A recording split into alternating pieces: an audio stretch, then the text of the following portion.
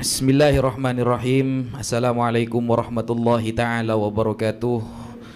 Alhamdulillah wassalatu wassalamu ala rasulillah Sayyidina Muhammad ibn Abdillah wa ala alihi wa sahbihi wa man wala, amma ba'd. Karena saya diberikan waktu terakhir, jadi moderator tidak boleh menyetop saya sampai jam berapa saya akan berbicara. Ini sudah dari kemarin gak tidur ini. Tapi kita akan berbicara santai dengan bahasa yang elegan dan dalil yang qat'iyud dilalah nanti ya. Qat'iyud dilalah. Jadi tadi pagi Al-Habib Hanif sudah menyampaikan seluruh itsbat para ulama baik dari non Ba'alawi yang jumlahnya 100 lebih maupun yang dari kalangan Ba'alawi. Dan bahkan beliau juga menyentuh beberapa khianah ilmiah seperti gak mudah menerima pembatalan nasab Ba'alawi tapi sulit untuk membenarkan ketika ada itsbat. Itu sudah disampaikan. Kemudian diteruskan oleh Al-Ustadz Maimun Nafis khusus mengenai kitab Syajarah Mubarakah, yang mungkin kalau Al-Fakir bisa tambahkan sedikit, kenapa di sana narasi Syajarah Mubarakah yang berbau Syiah itu harus kita kutip? Karena memang Al-Imam Fakhruddin Muhammad bin Umar bin Husain Ar-Razi adalah imamu ahli sunnah. Jadi sangat rentan adanya kepalsuan ketika sebuah kitab yang benar-benar narasinya seperti Syiah tapi diatasnamakan kepada beliau. Terutama dalam bab yang sudah viral ketika menjelaskan fa ammal Hasan al-Ashkari falahu ibnani wa bintani fa ahaduhuma ajjalallahu farujahu syarif wa huwa sahibuz zaman. Nah, kalimat ini ketika kita teliti dan kita telaah sangat masyhur keluar dari lisan orang-orang Syiah, dan ternyata ini sangat bertentangan dengan perkataan Al-Imam Ar-Razi. Kenapa? Karena Al-Imam Ar-Razi memiliki kitab khusus untuk perpecahan antara Syiah dan orang-orang di luar Islam, bahkan namanya kitab I'tiqadat Firaqil Muslimin wal Musyrikin. Itu benar-benar kitab karya beliau, dan kalau kita teliti penulisannya jaraknya agak jauh dari Syajarah Mubarakah. Dan di sana pada halaman 50-an beliau dengan tegas mendefinisikan ada Syiah yang bernama Ashabu Intidhar, Syiah yang sedang menunggu kedatangan anaknya Hasan al-Askari. Itu namanya Syiah Ashabu Intidhar. Dan di sana ternyata Syiah ini telah mengkafirkan beberapa para sahabat, kecuali Miqdad bin Al-Aswad, Abu Dzarrin Al-Ghifari, kemudian ada Bilal yang tidak dikafirkan, dan orang-orang yang kesannya pro kepada Sayyidina Ali di zaman perang Jamal atau perang Siffin. Itu tidak dikafirkan. Nah, kan lucu ketika Imam Fakhruddin Ar-Razi di sini menjelaskan bahwa mereka adalah orang-orang yang mudah takfir, sedangkan kita la nukaffiru ahadan min ahlil qiblah bidzambin irtakabahu ma lam yastahillah. Itu konsep Ahlus Sunnah. Dan ternyata ini terjadi di dalam kitab Syajarah Mubarakah. Apalagi ketika Al-Imam Ibnu Khalikan menyebutkan ada beberapa kitab karya Imam Fakhruddin Ar-Razi, ternyata Imam Ar-Rajai, Sayyid Mahdi Ar-Rajai di sana pernah terjadi tadlis ya. Kalau kita lihat di awal-awal itu, yang seharusnya kitab itu Sirajil Qulub, ternyata oleh beliau ditulis kitab Syajarah Mubarakah. Nah, itu sudah mulai sangat diragukan, dan ternyata beliau juga mengakui bahwa kitab itu lafi mashkukin mubin, benar-benar dianggap ragu. Nah, dari awal-awal dulu Al-Fakir membaca kitab-kitab Imam Fakhruddin Ar-Razi memang sudah rancu. Dan juga di sini kalau kita menggunakan kitab ini bahaya. Kenapa bahaya? Menyebutkan nama-nama saja sering salah beliau. Ini bukan beliau ya, maksudnya beliau yang benar-benar ngarang kitab ini, andaikan benar gitu loh. Ini baru satu saya kasih contoh, sebenarnya banyak contohnya. Contoh kalau kita buka di dalam halaman 96 di dalam kitab Asy-Syajarah Al-Mubarakah yang menerangkan tentang anaknya Ibrahim bin Al-Kazim. Nah, di sana jelas-jelas wa amma auladuhu alladzina ma'aqabu fa arba'atun wa ishrun. Jadi anak dari Ibrahim bin Al-Kazim ada yang tidak memiliki keturunan dan jumlahnya 24 saudara. Nah, ternyata kalau dihitung 23. Nah, ini kan kurang. Saya pakai modelnya Beb Hanif sedikit, Beb, pinjem Beb ya. Nah, ternyata ya kalau kita hitung berkali-kali jumlahnya cuma 23. Padahal disebutkan 24. Menggunakan jumlah ismiyah. Ini bukan jumlah ismiyah kalau seperti ini jumlah ngawuriyah gitu. Ngawur ini. Dan ini sering terjadi di dalam Syajarah Mubarakah. Masa kitab kayak gini mau dipakai kelas peneliti? Ya, tidak perlu kelas peneliti kalau cuma seperti ini. Anak yang duduk di kelas sanawiyah bisa mengarang kitab seperti itu. Mungkin seperti itu yang bisa Al-Fakir sampaikan mengenai Syajarah Mubarakah. Kemudian tadi diteruskan oleh Gus Rumail Abbas. Di sana beliau lebih mengedepankan manuskrip. Kemudian ada Habib Idrus Al-Masyhur, tentang disebut tesis saja sudah gak bisa. Nah, di sini Al-Fakir ingin memberitahukan kepada para netizen bahwa orangnya saja, andaikan kita ajukan ke dosen, ditolak oleh dosen. Kenapa? Karena karyanya ini sangat banyak yang bertentangan dengan standar-standar ilmiah. Ini beneran. Al-Fakir di pesantren dulu jurusan tafsir hadis, Ustaz. Sejauh Al-Fakir mempelajari jarhu wa ta'dil, sejauh Al-Fakir mempelajari ilmu hadis dan macam-macamnya. Padahal kalau kita lihat ilmu hadis itu lebih tinggi daripada ilmu nasab, jauh. Ma baina sama'i wa sumur. Nah, ilmu hadis saja dari 5 syarat hadis sahih tidak ada yang nanya manuskrip. Yang ditanyakan apa? Kredibilitas orangnya. Jadi sebelum kita menerima sebuah riwayat, orangnya dulu yang dilihat. Kalau orangnya sudah hasil comot-comot Google, pendapat ulama ditolak, tidak pernah ada ketikan fikoh dari siapapun, tidak pernah ada julukan mausuk dari siapapun, tidak pernah. Ya. Lalu menolak para ulama yang sudah tingkat muhakkik mazhab Syafi'i, Al-Imam Ibnu Hajar Al-Haytami. Kalau di dalam Basul Masail kita dengar kalimat Ibnu Hajar, kita gemeter, Pak. Langsung taslim kalau kita.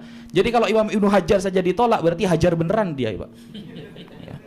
Seperti itu kira-kira. Nah, ketika orang ini kredibilitasnya sudah tidak bisa dipercaya, maka tidak usah baca karyanya, percuma.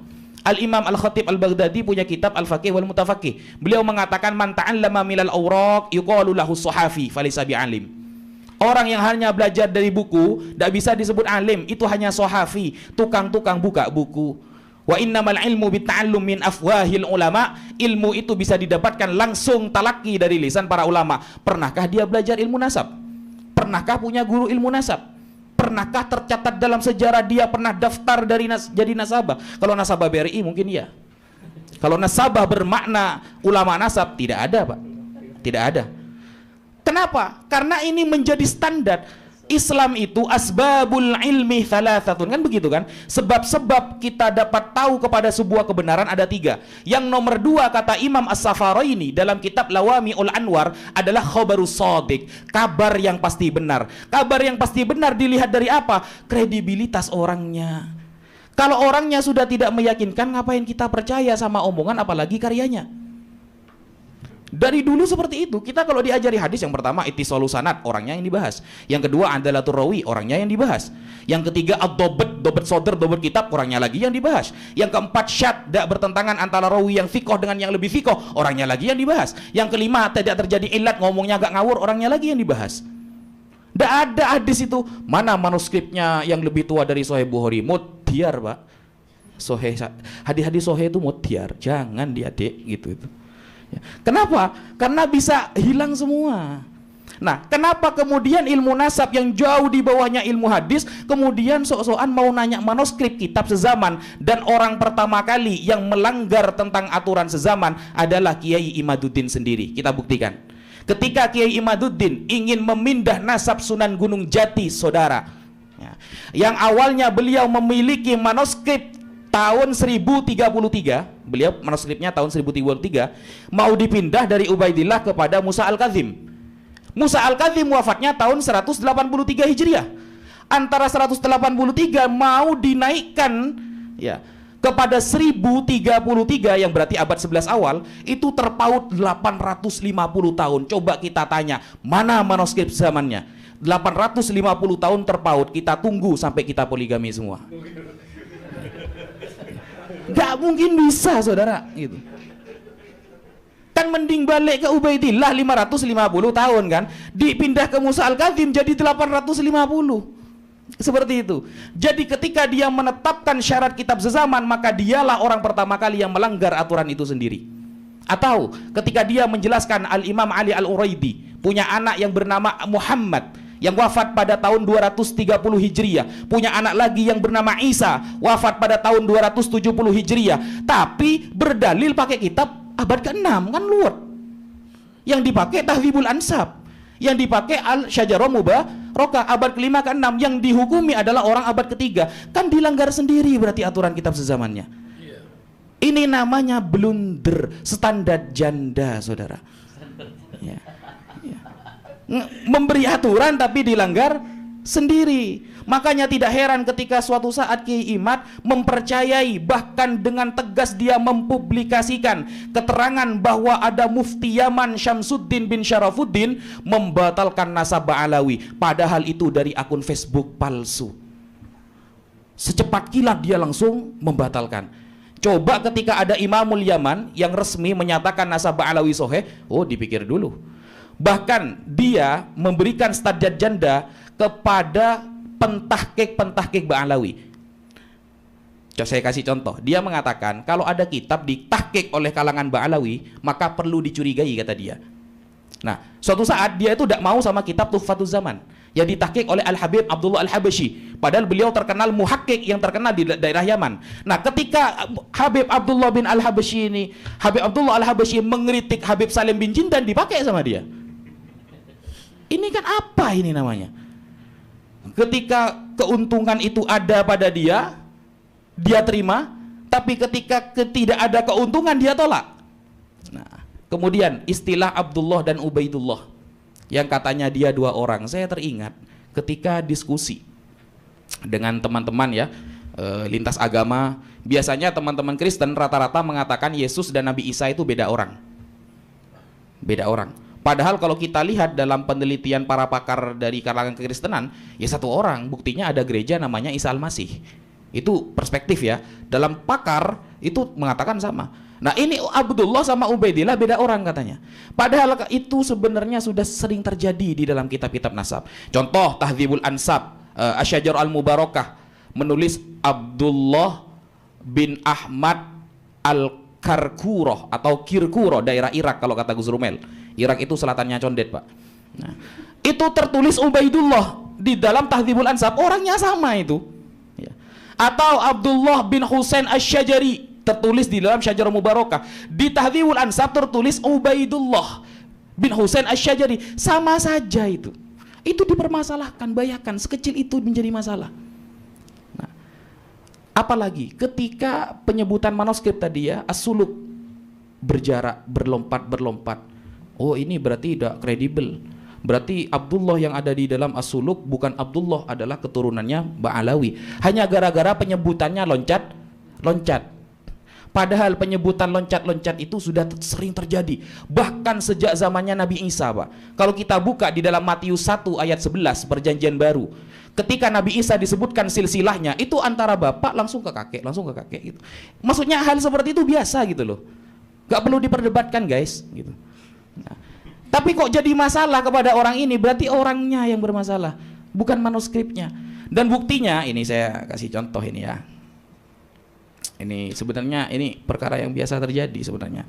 Nah, dia ketika memahami manuskrip Al-Janadi, gara-gara diloncat-loncat, dia itu langsung mengatakan palsu. Berarti bukan Abdullah keturunan Ba'alawi. Padahal pada tanggal 3 September 2023 yang diadakan pertemuan di rumahnya Kiai Haji Rohimuddin Nawawi, di sana saat itu Kiai Imad dengan teman-temannya ingin menyambungkan nasab Wali Songo kepada Musa Al-Kadzim. Dan saat itu ada 11 manuskrip yang mereka gunakan. Nah, ketika menggunakan manuskrip yang 11 ini, ternyata tidak ada satupun manuskrip yang disebut secara urut. Bahkan manuskrip Bangkalan pada tahun 1624 Masehi atau 1033 Hijriah. Di sana ketika disebutkan Sunan Bonang anak dari Sunan Ampel, dan Sunan Ampel dengan Sunan Gunung Jati satu kakek bertemu kepada Syekh Jumadil Kubro, dan di sana penyebutan ayahnya loncat-loncat juga. Langsung ditetapkan, oh berdasarkan manuskrip ini berarti Wali Songo ke Musa Al-Kadzim. Giran Ba'alawi dibatalkan itu. Kan keren. Ini namanya standar janda, seperti itu. Atau kalau kita lihat di beberapa kitab, mengenai Abul Ghanaim Ad-Dajjaji contohnya. Kalau kita lihat di dalam kitab Bugyatul Talib tertulis akhbarona Abul Ghanaim Muhammad bin Ali Ad-Dajjaji. Tapi yang di tempat-tempat kitab lain penyebutannya loncat-loncat, bahkan ada yang hilang. Muhammad bin Ali bin Al-Hasan Abul Ghanaim Al-Ma'ruf bin Dajjaji. Itu di dalam kitab Tarikh Baghdad yang ditulis oleh Al-Khatib Al-Baghdadi. Atau di dalam kitab yang ditulis oleh Adz-Dzahabi, Syiaru A'lamin Nubala, tertulis Abul Ghanaim Muhammad bin Ali bin Hasan, lebih panjang. Apakah mereka itu berarti beda orang? Berarti banyak Dajjaji ini. Ini kalau Dajjaji ini Dajjat bermakna ayam, berarti ini KFC. Ini apa ini? Ini kan begitu nanti, Pak. Ayam geprek, ini rejes kan gitu. Beda-beda orang nanti. Nggak seperti itu. Jadi penulisan seperti itu sebenarnya sudah hal biasa di dalam dunia nasab. Cuma Kiai Imad mungkin terkejut. Makanya di sini Al-Fakir ketika Kiai Imad mengatakan begini. Kiai Imad mengatakan orang yang sudah tahu bahwa nasab Alawi batal, ternyata orang itu diam, maka semuanya berdosa. Nah, itu pernah diungkapkan tuh. Pakai ya, pakai kitab, ternyata sekarang beliau akan dimakan oleh kitabnya sendiri. Nah, ini ya, beliau pakai kitab ya, Al-Wad'u fin Nasab Haidar Al-Hashimi, dibaca dengan tegas oleh beliau. Wala yajuzu bihalin ayyaskutal insal ala munkarin alaihi lianna sukutahu alal kidhb fin nasabi yakunu kal ikrar fayakun ahadal kadhibin, kata dia. Jadi ketika kita sudah tahu nasab seseorang itu palsu, saudara, ternyata dia kok diam, maka kal ikror, dia seperti mengakui kepalsuan nasab, dan dia termasuk ahadal kadzibin, orang-orang yang setuju kepada kebohongan tersebut, dan dia berarti termasuk orang-orang yang bohong. Nah, ini maksudnya diam untuk siapa? Harus menjawab untuk siapa? Apakah seperti beliau? Oh tidak. Karena Al-Imam Al-Haidar Al-Hashimi dalam kitab Al-Wad'u fil Nasab ternyata membedakan, ada beberapa klarifikasi, ada beberapa spesifikasi tentang orang yang harus berbicara dalam hal ini. Nah, ini dibaca Al-Wad'u fil Nasab li Sayyid Al-Husain bin Haidar Al-Hashimi, halaman 9 sampai 10. Al-Martabatu Tsalitsah, ada istilahnya nasibun hawin ghairu mutakhassis. Ada istilahnya orang yang belajar nasabnya itu amatiran. Nah, ini ada. Beliau menyebutkan ada orang yang belajar nasabnya amatiran, tidak pernah takhusus, tidak pernah ada gurunya, tidak tercatat pernah masuk di maktab apapun, ya. Maktab daimi tidak pernah, apalagi maktab sarimi tidak bisa, gitu. Nah, bagaimana kemudian orang yang nasibun hawin, yang amatiran ini, yang sama sekali tidak pernah belajar, wa yusamma nasib majazan la hakikotan huwa al-mushtagil bi ilmin nasab bila qanun wala mitsaq. Nah, jadi ada orang sibuk belajar ilmu nasab tapi tidak pakai ilmu nasab, kayak Murad Syukri tadi itu. Persis kayak Murad Syukri tadi. Akhirnya dia dikritik oleh beberapa orang karena tidak paham ilmu silsilah. Nah, ini di kitabnya yang beliau jadikan rujukan. Jadi yang maksudnya harus berbicara ketika ada nasab yang palsu, itu kapasitasnya siapa? Kalau cuma nasabun hawin, orang yang amatiran, maka dia tidak punya kapasitas sama sekali di sana.